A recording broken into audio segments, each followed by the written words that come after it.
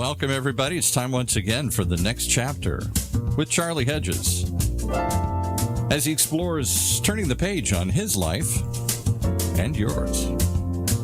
Hey, Charlie. Hey, Paul. So tell me, how are you holding up in this life of an introvert's dream? Stay home, do a bit of work, read, write, and at night watch a movie. You know, I've been, like we said last week, I've been preparing for this my entire life. I think so. I'm much more of a people person. I'm used to being in studio and it's all, everybody's right there. So it's an adjustment here, you know, and I think we're all going to figure out, is this something that we're going to continue to do more of, or is this we're just going to go right back to the way things were? I don't know. Well, you know, I have a feeling it's going to be somewhere in between. Probably. That we are certainly not going to go back to the way it was before, but it's not going to be exactly the way it is now. But who knows? I have elected to not do any predictions of what things are going to be in the future, because we are in such uncertain times, and the future is equally or more what word am I thinking of? Mysterious. It's more certain than it is now. Yeah. However, you know, now I do recognize that not everybody's living in an introvert's dream. For most people, this is not the dream world, but it is one of chaos and a great need to get out, socialize, do their work, you know, resume life as normal. And yet we are stuck for a while. You know, some people are saying 8 weeks, 10 weeks. You know, I think that's, in my opinion, I think that's optimistic. You got any thoughts on that? I think it's going to go into May. Clearly, we're doing this at the early part of April, and our hope that somehow it would just be 3 or 4 weeks is probably unrealistic, simply because how do we know when it's over? Without testing everybody, do we just sort of base it on hospitalizations and, gee, their numbers coming in the hospital are less, so I guess it's safe, and we peek our head? I think it's going to be slow because we're all going to be nervous. Do we immediately run back to work? Do we immediately rehire everybody? I think it's going to take a while for us to feel safe going out. So I think those are the two issues. How do we know when it's over, and how quickly will we feel safe to resuming? Yeah, I concur. I think those are the two major issues. And one, how do we know that it's over when our testing and our data is so lacking in its accuracy? You know, there are so many more people that have the virus that just haven't been tested for because we don't have adequate testing facilities. That's the one I can't wrap my head around. I can go get tested on Ancestry tomorrow and find out my DNA, where my ancestors came from. I don't know why they can't come up with something quick, easily distributed, drive through, mail it out, whatever. I know it's probably, it is more complicated than I think it is, but it can't be that complicated to get millions of these test kits out there, and we should clearly have thought of this sooner, earlier, whoever. Last administration. Well, you know, this is a learning experience. I don't, you know, I'm not in the, I refuse to get into the blame game. I think nobody really could have predicted this going on. I mean, there's so many different threats to our society and to our civilization that, you know, which one do you respond to and do you prepare for? You know, we could. So I'm just saying, I think this was handled well in some places and not so well in another.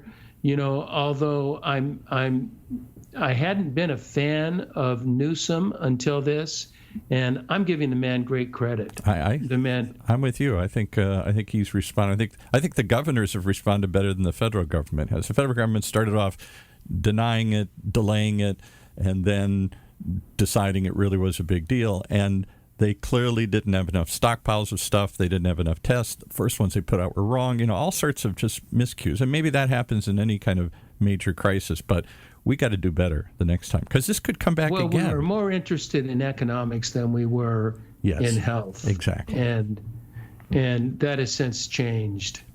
Well, and enough of that. Now last week, Paul, we began a novel approach to our shows by introducing this thing we're calling Conversations in Quarantine. And we are doing this in response to the suggestion by several thought leaders that are suggesting making phone calls to friends, especially long-lost friends, is a good way to regain some kind of social connection with people we care about. And you and I decided to do just that, except we are going to be doing it live. Do it live, yeah. And so I have I have a little idea. There's a couple of questions I want to ask our guest, but for the most part, I have no idea what we're going to talk about. And today we're going to talk to my dear friend, Sherry Benjamins, who was on the show just over 1 year ago. Now, Sherry is the president of a very influential S. Benjamins and Company that deals from recruitment to strategy to teams to sales. And I love her tagline of her business. And Sherry's actively involved in the business of advancing the human side of business. Advancing the human side of business. I think I love that concept. And if I wasn't retired, I'd tell Sherry I want to come to work for her.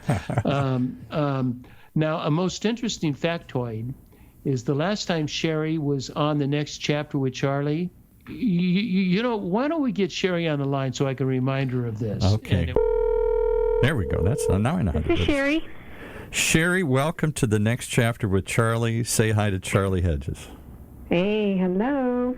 Hey, you know what? I've been giving a brief introduction because what we kind of want to do is just jump right into our conversations in quarantine. You and I talked about that. Yeah.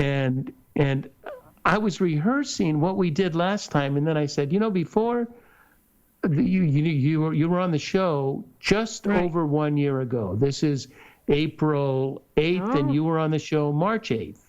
Wow. Is when we produced your show, and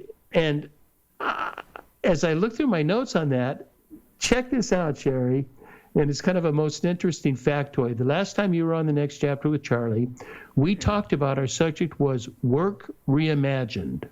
And your expertise in consulting with senior management on strategic and worker issues, and this is what we called it, an unpredictable and changing business landscape. Yeah, understatement. That was 1 year ago. Oh my goodness, yeah. Yeah, it's. I think if we thought work was unpredictable 1 year ago, we certainly have upped the ante in that game. Yeah, I know for sure. Oh. Yeah. Well, sorry that I took a little time, but I didn't realize when we set this. Well, I did know that today's the first night of Passover, and so dealing with Passover virtually. So, of course, none of us in the family are getting together, but we are going to do a call around 5:30. That's an hour. Okay, we'll be done before then. Okay, good. Yeah, we certainly don't want to interfere with Passover. Yeah, kind of strange way to celebrate this holiday for us, but. Well, I know you Passover, us Easter, and we have Monday, Thursday, and Good Friday, and all these different things that this whole week is dedicated. Yeah, but so how do you want to start this? Well, let me start, and I'm gonna do some catching up. And then I received a newsletter from you that I was most intrigued by, and there were a couple of questions you had in the newsletter, and I thought you and I would play a game, and we would answer the questions that you put in the newsletter. Okay. And we would answer them personally because I thought they were really, really good questions. Yeah. But first of all, I'm doing this in response to the suggestions by many that we call somebody, and especially kind of a long, not lost friend, but not, having contacted much, and just to see what's been going on and what they've been up to. So, tell me, what has life been like for you in these days of quarantine? Well, it's forced me into this whole virtual world in a way that is not a bad thing, actually, because I had just launched this millennial group I told you about, a peer learning group of 9 wonderful young early careerists from 9 different companies. And when we started it in February, I asked them specifically, well, in the planning stages, I asked them, do you want to meet monthly in person, or do you want to meet virtually? Oh, no, we don't want to meet virtually. We really want to meet in person together. Oh, really? That's surprising. Yeah, it was. So the first meeting, thank goodness, we did meet in person, because we got a chance to really know each other and deeply talk about them and their lives and moments in their life that really helped define them. So it was very introspective and maybe allowed them to be vulnerable for sure. So then February's, okay, got that. March, virtual Zoom call. And yesterday was our second virtual call. So forcing myself into this virtual conference call with as much intimacy as you can is what I'm learning about now, being, probably will be doing at least another couple months like this. So that's kind of intriguing. And then, of course, figuring out how to take care of ourselves mentally and physically when you're not going anywhere. You're here. You know what's amazing with me, Sherry, is I'm retired. I volunteer with a charity that I'm still actively involved in, virtually. Yeah. Well, not just virtually, but by virtual means. But I have my blog and my podcast, and we're our company is applying for a PPP loan with the CARES Act, and I stay pretty busy. It's just it's amazing that for a retired guy, my night is busy until about 6 or 7 o'clock at night, and then with my morning routine, we'll talk about that later. That takes an hour and a half to 2 hours every morning. Yeah. So what I'm curious, something you touched on. Now, this may be confidential information. If it is, then just let me know. But I don't want to know the results. But I'm curious of the process. You said when you got together with your millennial group, which I know you're in love with, and you get to know each other deeply. What's the process there? How do you get to know each other deeply that don't know people that don't know each other, and they're meeting for the first time? What kind of process do you use to do that? And I have a partner in crime on this. The woman that wrote with me on the newsletter, Tammy Seacard, she's been working with me on the design and the curriculum for the group. And by the way, I don't call them the millennial group, except when it's an easy, when I talk with someone like it's easy to say, oh, it's the millennial group, but it's an early career professional group. And they don't want to be called millennials, So that's yes, of course. But anyway, how we do it. So I chose the Bill George Authentic Leadership work to be the first dive into who are these people. And I like his work. It's he has a book he had, one of his bestsellers was called Discover Your True North. Oh, yes, you and I chatted about that. It's just a fascinating sounding book. Crucible moments. Yes. We all have crucible moments in our life, right? Many of them that really help define who we are. And that is the exercise we used to have them think about those moments in their life and to share them with us.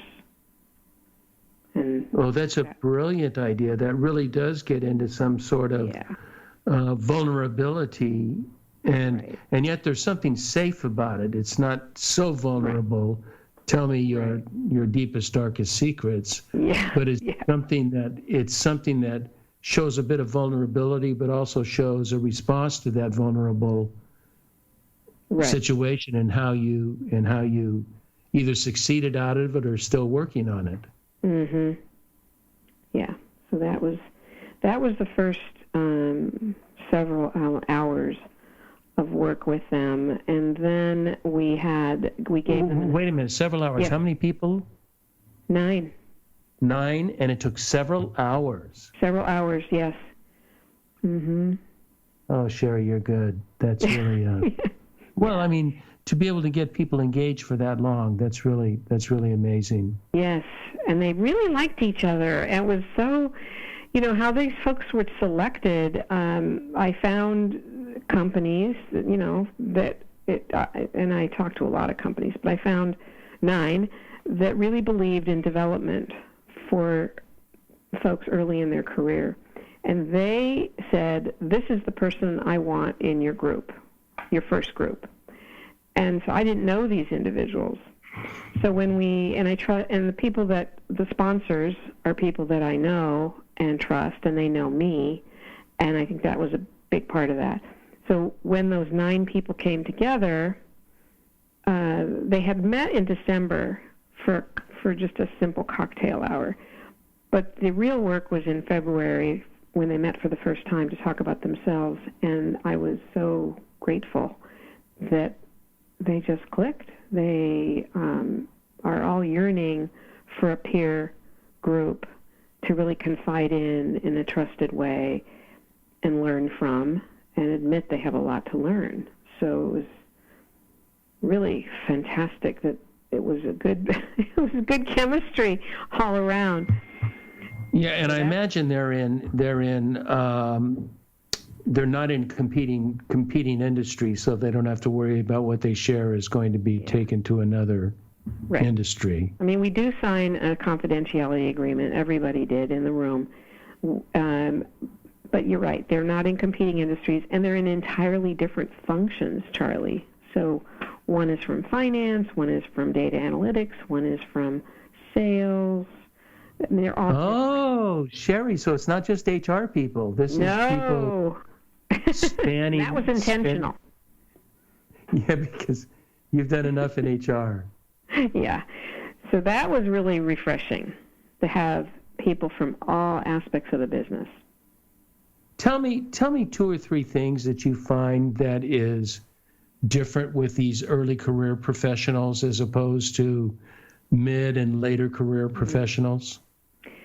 Well, I think they are way smarter than we were at that age, and in many ways they are just so mature and perceptive, and they read everything. They just really absorb it all so well, and their communication skills are superior. So how so? How are their communication skills superior? They communicate a thought and a feeling, so they're thinkers and feelers. And I find when I'm working with HR people, they are predominantly thinkers. Really? I would never have thought that. Yeah, well, you might think that by nature of the work in human resources, they would be feelers. Maybe they operate in a feeling manner.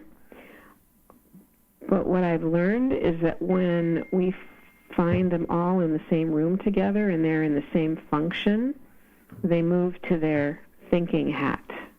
What do I know? How can I demonstrate that I know what I'm supposed to know?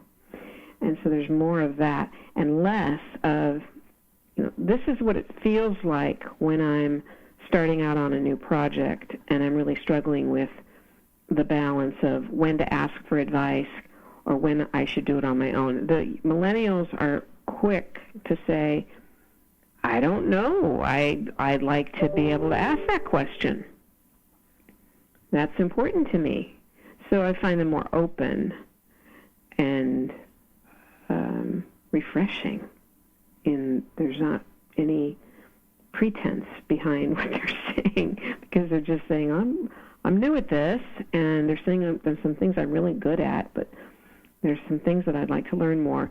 The other thing that they say that I don't hear from the more experienced people is, I want to know how all the pieces fit together. I'm curious about the business and how the strategic direction is set. And I'm curious because I don't have all the answers on that. And maybe the senior people that I work with might have that question in their mind, but they feel like they should know it. And right. They would never say in a room, I do wonder about the strategic direction sometimes because we get mixed messages. They don't say that. They don't reveal that. I just wrote a post. I believe it was my last post. I should remember the titles of my post. Oh, change! Here it comes again. I wrote something about that.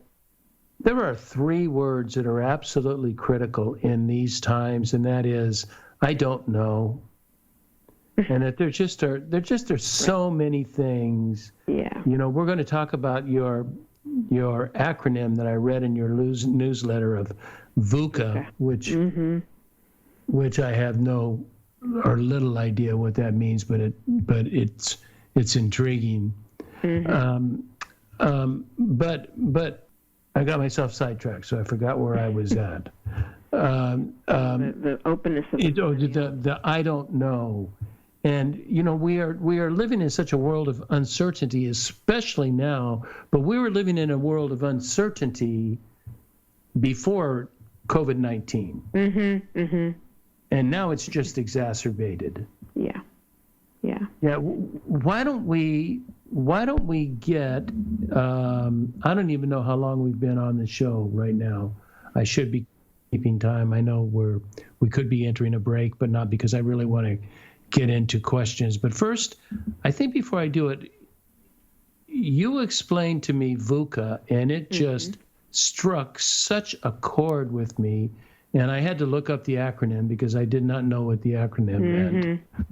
But can you talk to us a bit about that acronym?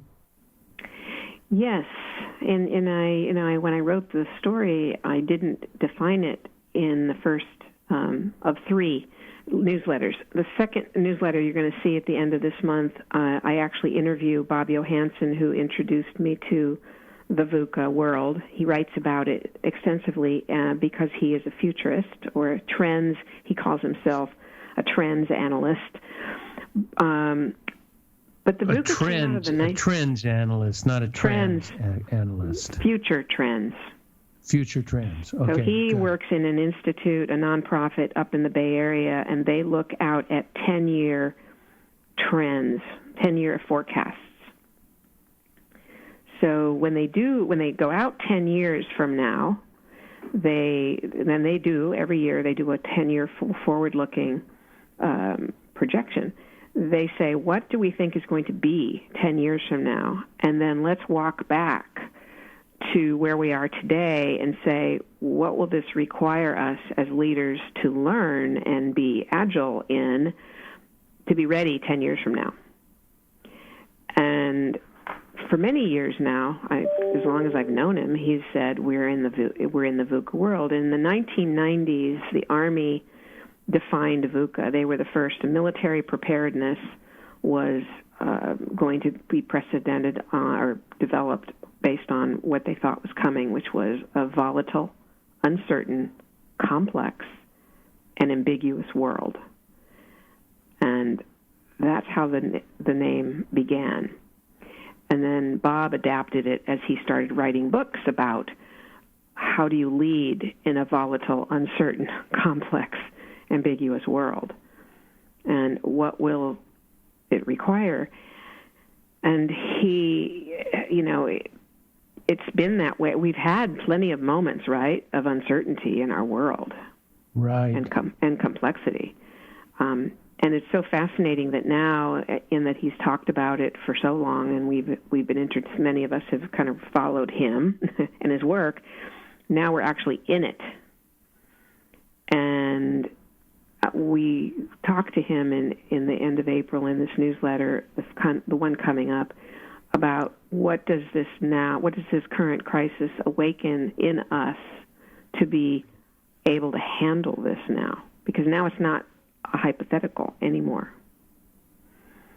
So it's really difficult situation, and everybody's going to have to adapt and figure out what is my role, what is the individual's role in wanting to shape ourselves and our organizations as we are deeply immersed in this VUCA state. Yeah, I think it's a deeper state, because I think when, a few years ago, we were in a VUCA world. I mean, we still were. It's just not to the now we're in a radical degree of it. We're stumped in it, and we're having to face that. We're forced to face the reality of it, and how we are going to respond. Right. But I think that is brilliant. That volatility, uncertainty, complexity, and ambiguity. There are some of us, it's really weird, and this is really weird. There's some of us that actually enjoy that acronym, because what it does is it forces someone like me. It just reinforces my view of the world, and that it is uncertain, and that it is complex, and it is ambiguous. And it informs my work world, my personal world. It informs especially my spiritual world, and how I'm responding there. And now we're thrown into it, and the future is, we don't know. Right. It's kind of the entrepreneur. We don't know what we don't know. Right. And we're basing, every day we get these COVID reports that are based on what I would consider faulty data, and it's not necessarily faulty in that, but it is, because we don't know how many COVID cases there really are. Yeah. And I'm not even convinced we know how many deaths there are. Yeah. And it's difficult making decision on unreliable data. It is, and I will say he introduces another concept that I really am beginning to see change in the clients that I speak to in these groups.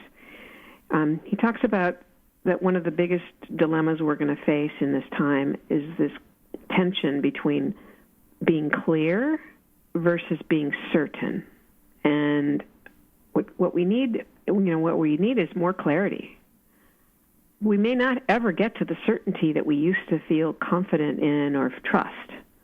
It's just those numbers. I mean, we don't know so much.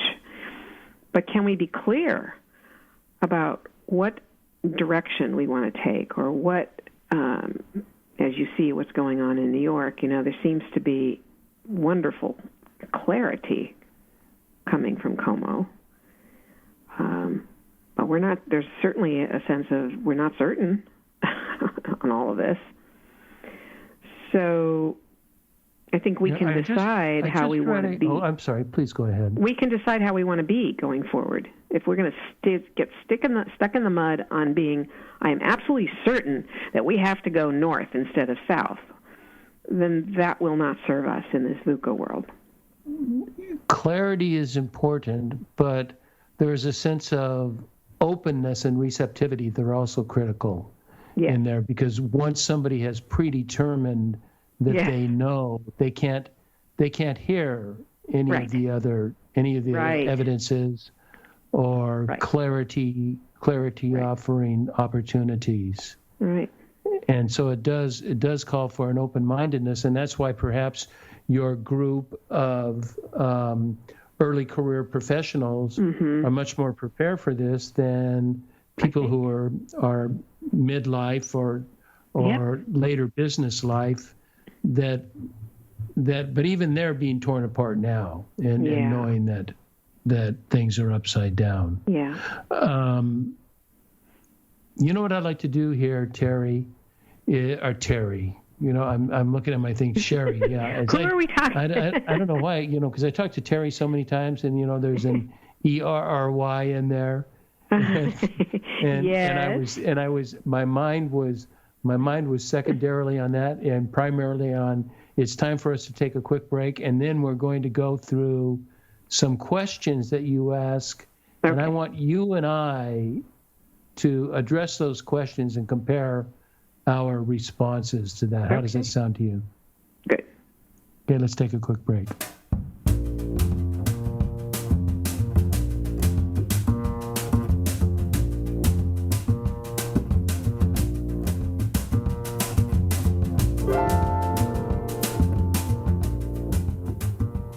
Hi, this is Charlie Hedges, and you're listening to The Next Chapter with Charlie in our new show format that is called Conversations in Quarantine. And we are with a quarantined buddy of mine, Sherry Benjamins, who is really, as you've already found in the first half, is really a great thinker. And she certainly helps organizations in strategies and thinking through new thoughts. What is the best way to manage organizations? And I just love the work that Sherry does. Sherry, you really do such helpful work to businesses.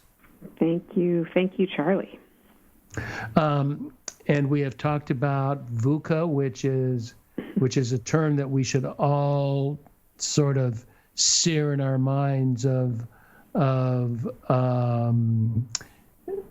volatility, uncertainty, complexity, and ambiguity is going to be the way of life for a while. Mm-hmm. And now in your newsletter, and I love your newsletter, and can our listeners get your newsletter, or is that just for your clients?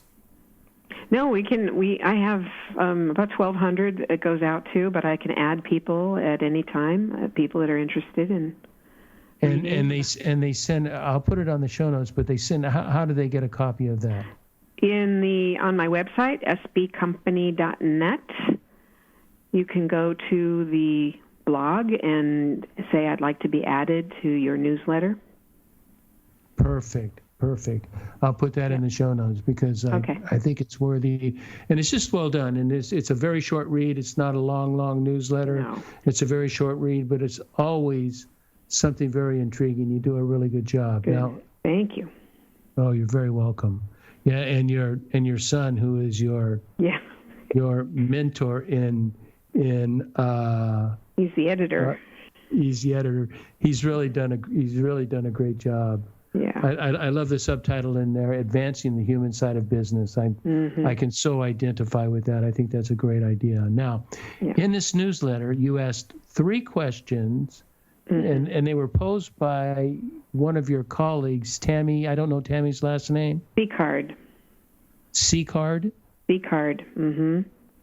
And isn't she the one that came up with these 3 questions? Yes, she did. She's an amazing consultant and executive coach and facilitator of provocative conversation with teams and organizations.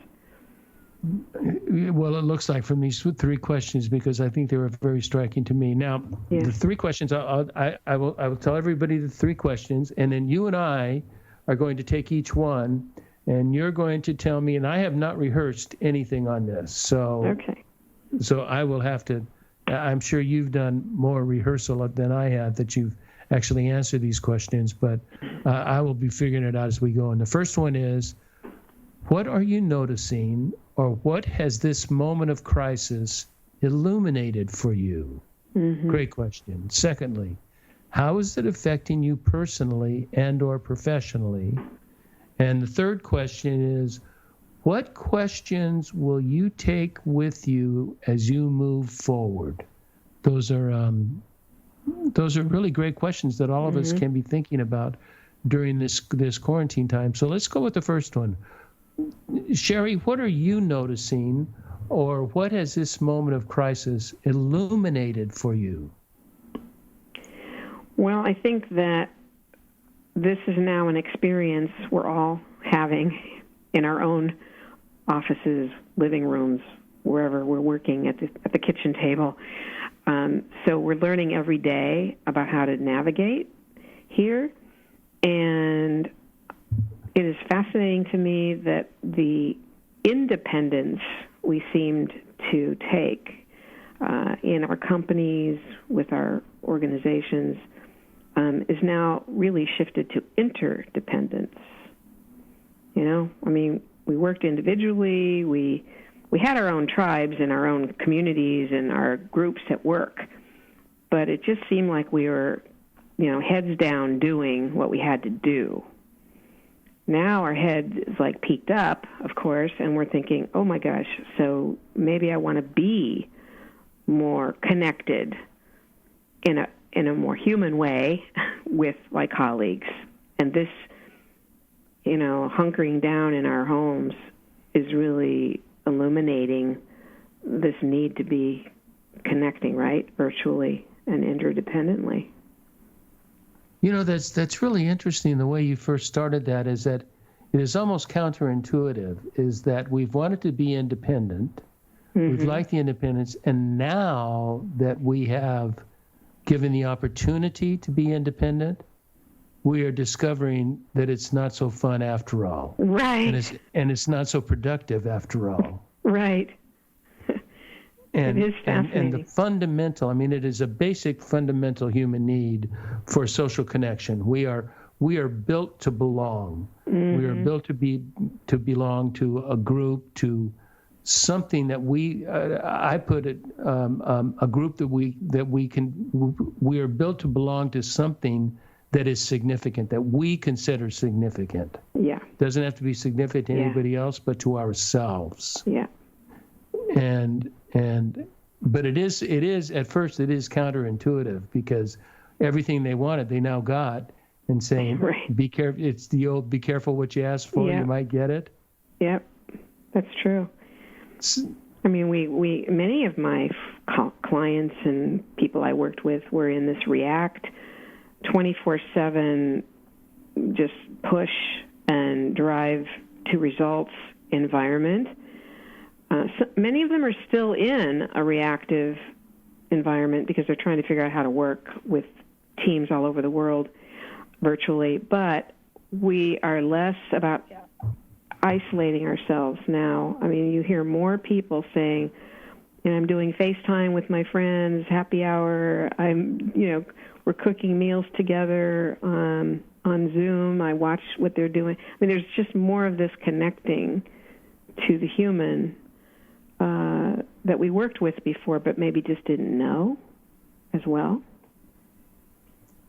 Have you seen that? That is so true, and that's kind of like what's going on in your early career professional group, is that they are seeing an interdependence rather than an independence. Yes. Would you say that that's happening with them? Oh, absolutely. I mean, they were just starving for a peer connection that they just didn't have a chance to build, or wasn't available to them in their corporate environments. Yeah, that makes sense, because a wise person understands. I think the first thing that a wise person needs to understand is that I can be wrong. Mm-hmm. And if you can't accept that, you've got a long way to go. Yeah. If you think everything you say is right, you've got a long way to go as a leader, and and just as a person in society. Mm-hmm. That I had a bishop once tell me, when I came from a conservative background religiously, and I moved into a more liberal background, or more liberal sort of religious group. Mm-hmm. And the bishop, I met with the bishop, and I was kind of presenting some of my concerns about the liberal status, and he said, Charlie, we believe in the same source, we believe in the Bible, and he says, and we believe the Bible is not wrong, but he says, we are human beings, and we take our faith with modesty and humility, knowing that we can be wrong. Yeah. Yes. And that was from a bishop, and it just, it really rang true, and that has gone beyond my religious life to all of my life, in that knowing at all times I can be wrong. And if I walk into a scenario like that, and open-minded and open to the feedback and concerns of others, it takes me a lot further. It takes me a lot further along the way. Yeah, and it's healthier for all of us, more genuine. And it takes a lot of pressure off of you too. Yeah, of course. Although it's not, for those that are still in the ego building period of life, it's not great for the ego building. Yeah. But the other thing that fits into that I'm seeing now that I didn't see before, and you're probably seeing it too, is because I'm doing Zoom meetings, the first thing we do on a Zoom call, how are you? How are you feeling? Tell me what's going on. We didn't do that in pre-virus days. We didn't always start a meeting like that. Are you kidding? No way. Yeah. That would be the last. I mean, that wouldn't even be the last question, and it wouldn't even be a preconceived question. It wouldn't even be thought of to ask that question. so that's healthy. That's good. Yeah, that's very illuminating, and. You know what's been illuminating for me is it's given me time to spend more time on things that I want to learn.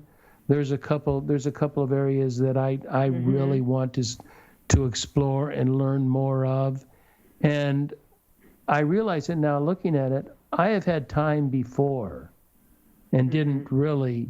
I didn't have as much time as I have now, but I now have. But I had time to do it, and I'm much more intentional about what I want to learn and how I want to. I for some reason, Sherry, I've got this negative connotation against grow because it is such an American concept. Growth and productivity and improvement. It's just. They become almost false goals, and it's which, I want to be better at what I do, and I want to be a better person, but there's some things I'm not bad at right now, and I need to be able to admit that not everything I need is under under the gross improvement area, but my areas have been. As you know my personality, and my areas have been in growth. It's really been a great time for me, and I know for many of my listeners, a great time in growth in spirituality. Yes. And a time of confidence in a power greater than myself. And that doesn't mean I quit working. I just throw everything on this power greater than myself. I have my responsibility. I've been given a responsibility, and I have that, and I'm pursuing that. So that's been an illuminating thing for me. Well, I hope that the people will grow in spirituality and let go of things maybe in the part of their life that just did not feed that spirit, did not feed the soul. Why are we doing that? This is a chance, actually, right now, for us to say, you know what, I'm giving up on that part of me, and I'm going to reclaim the part that I want to be. What I might become is so much more exciting if I were to build spirituality into my life, as your example. I think we have a chance here to spirituality. Simply, it can be, and it doesn't have to be religious. I mean, it's a sense of what's going on in your inner soul. And that there is some source, some power, something happening that is beyond my ability and the human ability to orchestrate. Yeah. Now, there's a lot we can orchestrate. I don't want to take that away. There's a lot we can, but the ultimate outcome is not wholly dependent upon us. Right. Yeah, that's great, Sherry. So let's go to question number 2, and I'm curious of your response on this one. How is this time affecting you personally or professionally? Well, from a personal perspective, I think I'm clearly making more time for me and not feeling guilty about it. More time for reflection, more time for meditation, more time to pull out my ukulele and take an online class and music and appreciate music. So slowing down so that I can kind of get the moments versus, rushing through the day. So I think it's slowing me down and having me be what my friend Jeremy Hunter at the Drucker Institute says is being in the green zone.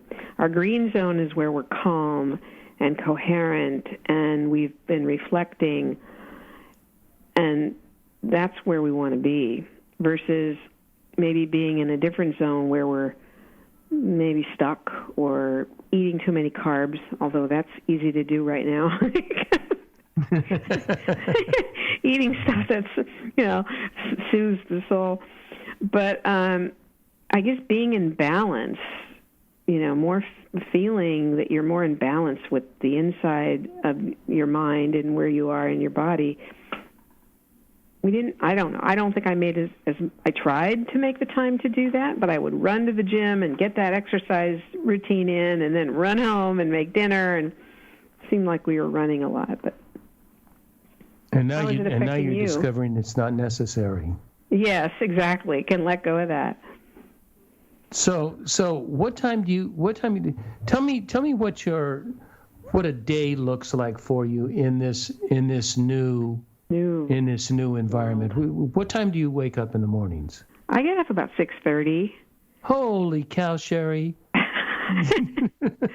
The dog reminds me that she's got to go out, and I do that. Okay. Let her out. So you get up at 6:30. 6:30. And then what do you do?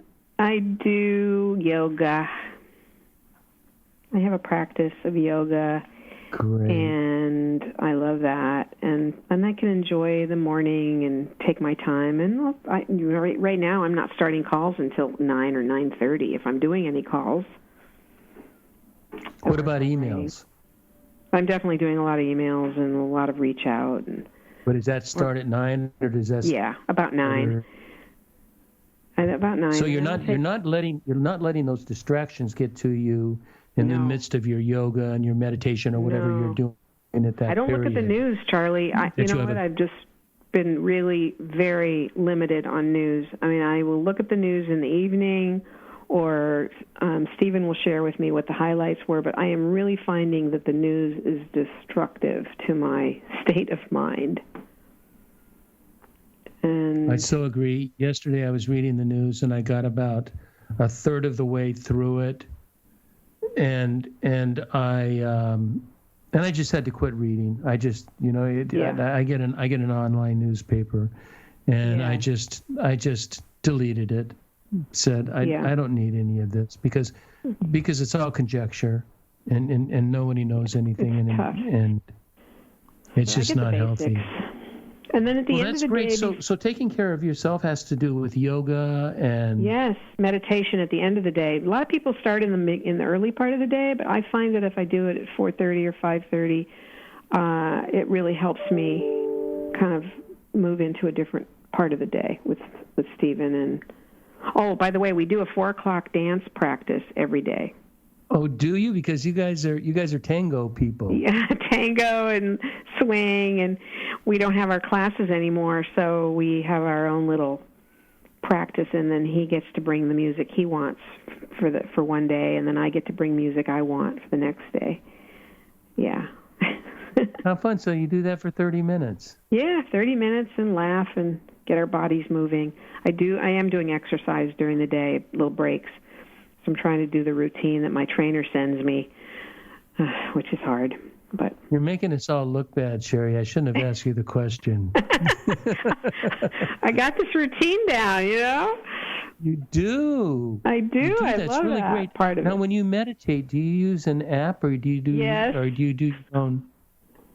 I use Headspace. Oh, that's what I use as well. I like it. Which block are you in right now? I'm in section 2 of Esteem, building Esteem. I just finished Esteem. So Okay. And I completed my 30 days of esteem, and now I'm into appreciation. Okay. Yeah, I like Andy Puttakambi. He's wonderful. Andy Puttakambi is the guy who leads it all. And leads, okay, he's good. You know, he's the founder of Headspace. Yes. How funny! I didn't know you did that. Yeah. So mine hasn't changed all that much. You know, all of my listeners know I have an early morning routine before I eat breakfast, and I don't look at any emails or anything, and then I am a morning meditator, and I will go typically beyond Andy's 20 minutes for another 10 minutes, and so I'm closer to 30 minutes of meditation in the morning. Then I read something inspirational. Right now I'm reading Thomas Merton's Thoughts on Solitude, which are very deep. And I journal for, Sherry, 30 minutes to an hour. Okay. That, you know, I will journal on whatever lessons come out of that really hit me. And then I will journal on how my life is going. But most of it is based on the writings and how I want to implement them in my life. And Thomas Merton is, you know, I don't know if you're familiar with him, but he's a brilliant contemplative prayer and mystic. No, I don't know. I mean, I don't. He's very popular in those circles. Very well known. He's not alive anymore, but he's very well known in those circles. And so I spend time doing that, and that is, and then I will read more during the day. I'm reading instead of reading whole books, I'm reading books that have that are like books of essays. Oh, yeah. I'm a sprinter. I'm not a long distance runner. So I love short stories and I love essays. Okay. So nice. those are really great things for me. So let's go to our third question, unless you have something you want to add to your second, because I like your day. No, I'm you know, being consistent with it is a challenge at times, but yeah, I'm feeling like I'm taking care of myself. Oh, I have to tell you, I play my ukulele after dinner. Oh, do you really? I practice. Do you sing? Yes. Do you sing too? Oh yeah, of course. Of course. I'm going to make you do that. Next time we do a show, we're going to make you do a song on air. All right, you know, country home. That's it. Oh, country home. Country roads. Take me home to the place I belong. That's wonderful, Sherry. Okay, don't bring that up cool. next time. You can't bring that up. Cool. Okay, so let's wrap up our podcast with this last question, which is, what questions will you take with you as you go forward? So it's a deep question. Yeah, this is a tough one. I mean, I really do wonder what we're going to hang on to and what we're going to let go through this experience. How will it change, you know, who we are? I don't really have an answer to that. Is this experience going to yield an insight about what I need from my boss that I have not been asking for? Will I have the courage to have that conversation? Yeah, that is really good. I certainly, you know, I have many questions that I'm going to take forward with me, and I'm not going to be seeking certainty, but I want to seek options and alternatives.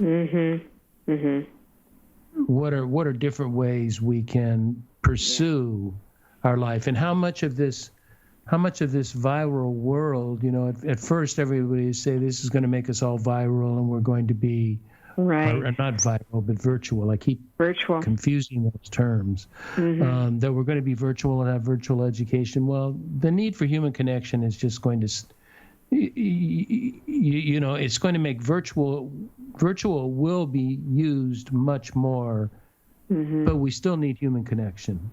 Right. That is critical, and I think that's going to impact artificial intelligence and how we're looking at artificial intelligence and how the human can really relate in all of those affairs. I think it's going to affect the way we work. We will, even remote people, we will begin to have more office exposure at the same time. I am questions. There was another question that I will take forward, and that is,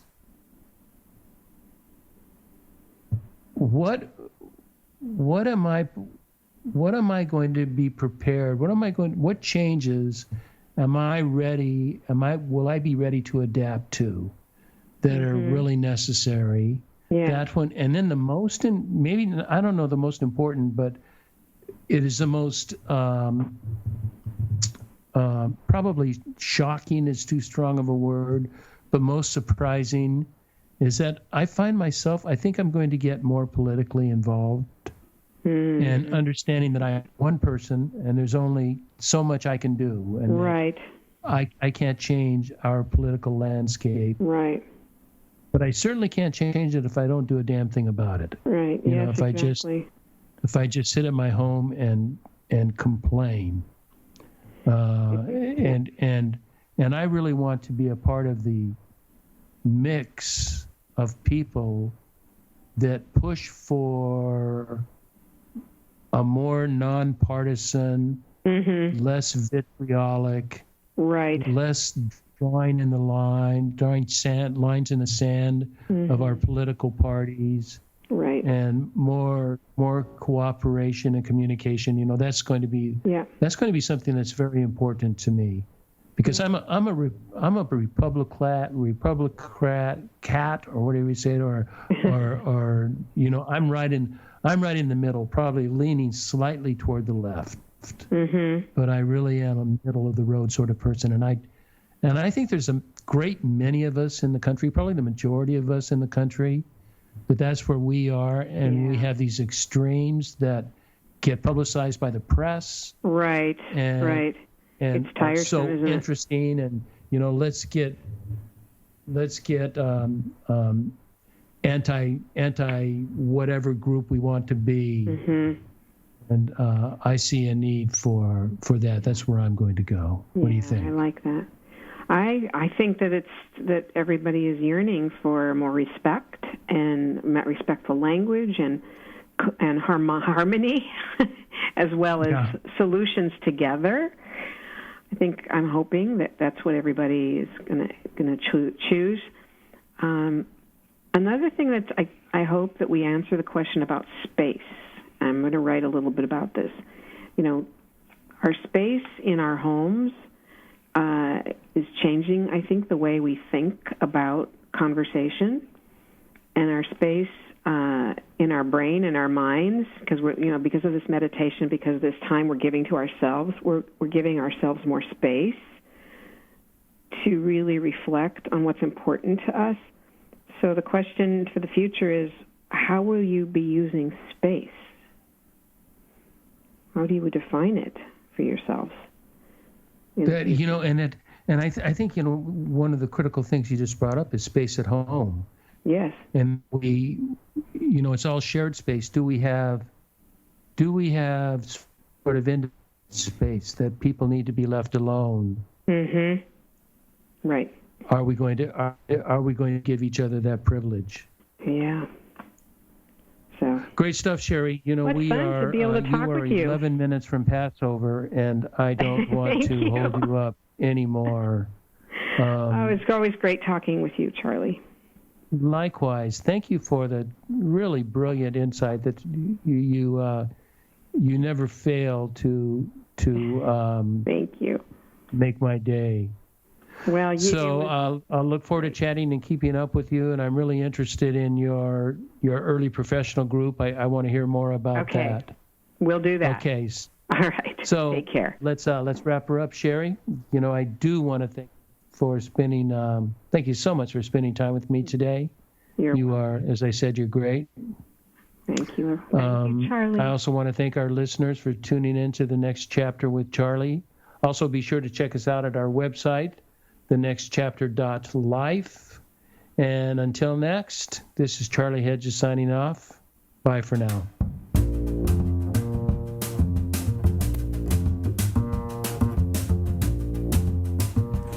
You've been listening to The Next Chapter with Charlie right here in Orange County's only community radio station, OCTalkRadio.net.